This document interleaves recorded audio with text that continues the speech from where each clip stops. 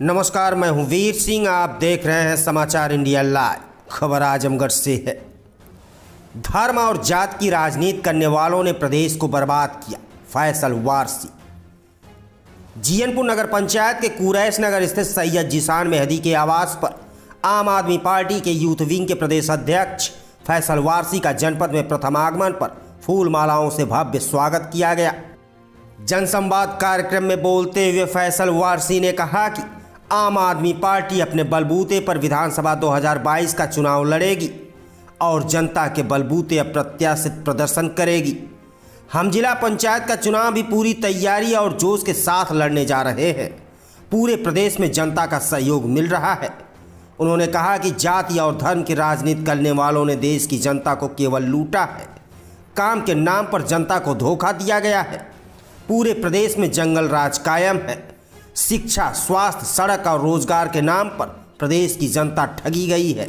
मुसलमानों को मोहरा बनाकर समाजवादी पार्टी ने भी केवल वोट हासिल किया है। इस समाज और समुदाय के लिए कुछ भी नहीं किया है। आप पार्टी समाज के हर वर्ग के हित और भलाई के लिए काम करेगी और आने वाले चुनाव में अपने बलबूते पर अप्रत्याशित परिणाम दिखाएगी। वहीं प्रदेश सचिव सैयद जिशान मेहदी ने कहा कि केंद्र व राज्य में विराजमान भाजपा सरकार हर क्षेत्र में फेल साबित हो रही है और मात्र झूठे वादों के दम पर जनता का विश्वास जीतने का प्रयास करती रहती है। लेकिन अब जनता पूरी तरह से जन विरोधी सरकार की नीतियों से परिचित है। संगठन को मजबूती पर जोर देते हुए उन्होंने कहा कि गांव-गांव, घर-घर जाकर आम आदमी पार्टी की दिल्ली में बनी सरकार की नीतियों से लोगों को रूबरू कराएंगे और अधिक से अधिक लोगों को संगठन से जोड़ने का काम करेंगे, जिससे आने वाले चुनाव में संगठन पूरी मजबूती के साथ जनपद में भारी मतों से विजयी हो सके। सर, विगत कई दिनों से आप उत्तर प्रदेश के कई जिलों में भ्रमण कर रहे हैं। सर, क्या कुछ देखा आपने, क्या कहना चाहते हैं? और भ्रमण करते हुए आज सगड़ी विधानसभा में भी आप पहुंचे हैं, क्या कहना है बताइए। हम अपना संदेश लेके जो पार्टी का है और केजरीवाल जी की जो नीतियाँ हैं और दिल्ली का विकास मॉडल है, उस बात को लेकर जनसंवाद कर रहे हैं। जगह जगह जाके नुक्कड़ सभाएँ कर रहे हैं, लोगों को बता रहे हैं दिल्ली सरकार के काम और जो यहाँ की सरकारों ने काम किया है। जैसा कि मैंने आपको भी बताया कि हम लोग गोरखपुर में थे परसों और वहाँ भी गए। मैंने एक लाइव चलाया, एक सरकारी स्कूल का निरीक्षण करने हम लोग पहुँचे और वहाँ पे मैंने पाया कि जो बिल्कुल थाने के पुलिस थाने के बराबर में था, वहाँ लोग जुआ खेल रहे थे, शराब पी रहे थे, महिला शौचालय पे दरवाज़ा नहीं था, पानी नहीं था और लोगों ने क्लासरूम में ही वहाँ शौचालय बनाया। पोजीशन इतनी ख़राब थी कि वो लाइव वीडियो में आपको देखने को मिल जाएगा। शिक्षा का स्तर हो, महिलाओं की सुरक्षा हो या अपराध की घटनाएं हो, गुंडा राज चरम सीमा पर है इस योगी सरकार में।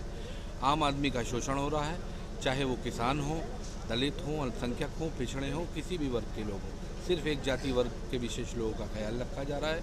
उन्हीं को अच्छे पदों पर काम करने का मौका मिल रहा है, वही सब कुछ काम कर रहे हैं और आम आदमी जो है इस बात से बहुत परेशान है और बदलाव चाहता है। बहुत जोश के साथ नौजवान हों, बुज़ुर्ग हों, महिलाएँ हों, हमारे संगठन विस्तार के कार्यक्रमों में लगातार जुड़ रहे हैं।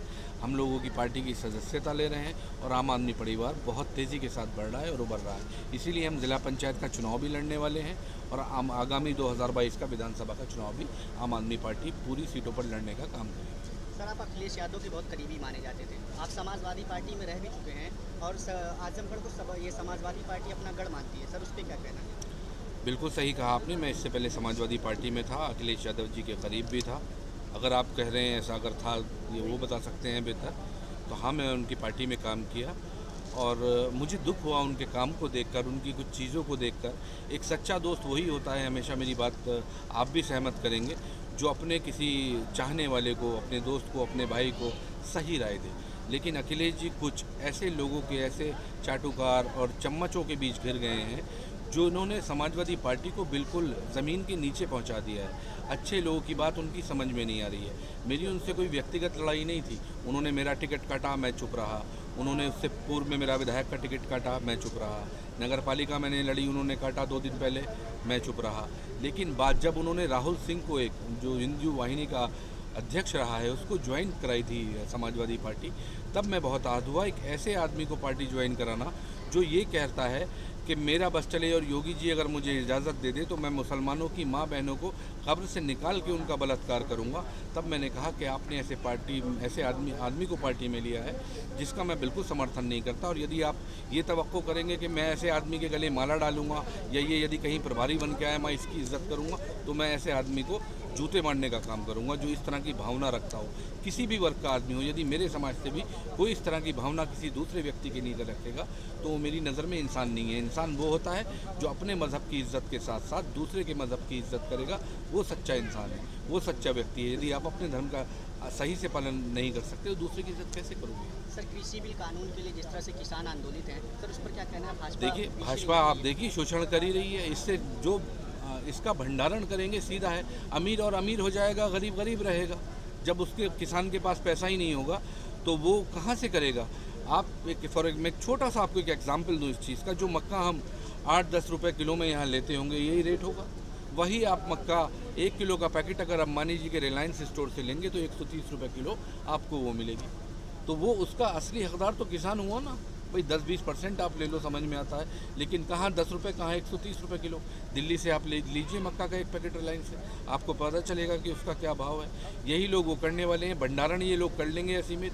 किसानों को पैसा नहीं होगा, मनचाहे पैसे में उनसे खरीद लेंगे और उसको जब मार्केट में शॉर्ट होगा अपने हिसाब से बेचेंगे और फिर महंगा सामान आप और हम लोग ही खरीदेंगे। तो बुरा हाल होगा। विधानसभा चुनाव में क्या पार्टी आपकी यूपी में पूरी सीटों पर लड़ेगी? बिल्कुल चुनाव लड़ेगी, बदलाव के लिए लड़ेगी और यहाँ की आम जनता के हक की लड़ाई लड़ने का काम करेगी।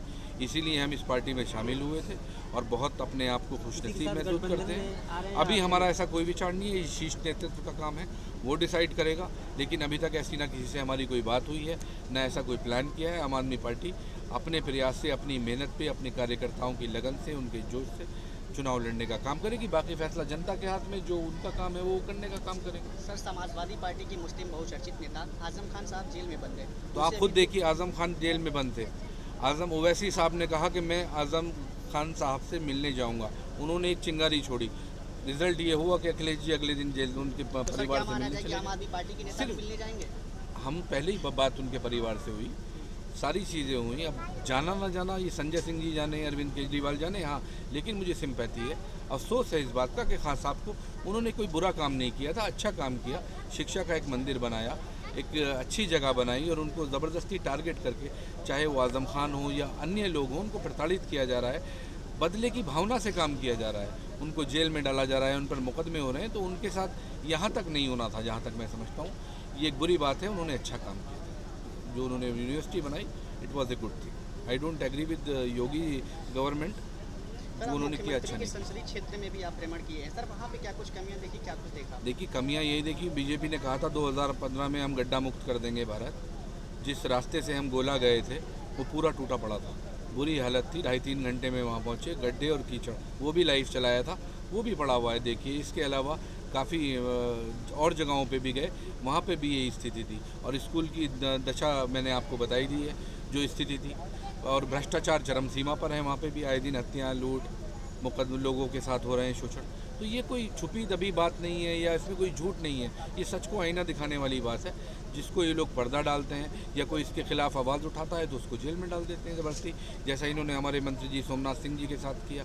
वो शिक्षा की बात करने के लिए, स्कूल देखने के लिए जा रहे थे, उनको पुलिस ने रोका, उन पर मुकदमा किया, तमाम धाराएं लगाई और जेल भेज दिया। सर, आप जहाँ बैठे हुए हैं वर्तमान में जीएनपुर में, सर अभी कुछ महीने पहले वहाँ पे एक बच्ची के साथ बलात्कार हुआ था। सर, उनके परिजनों का आरोप है कि अभी भी किसी भी प्रकार की सुविधा सरकार की तरफ से नहीं मिली। क्या आम आदमी पार्टी उनकी आवाज़ को उठाएगी? बिल्कुल उठाएगी। आम आदमी पार्टी हर उस गरीब मजलूम आम आदमी लोगों की आवाज़ उठाएगी जो प्रताड़ित हैं इस सरकार में, जो तकलीफ़ में है, चाहे वो कहीं भी हों, किसी भी वर्ग के हों।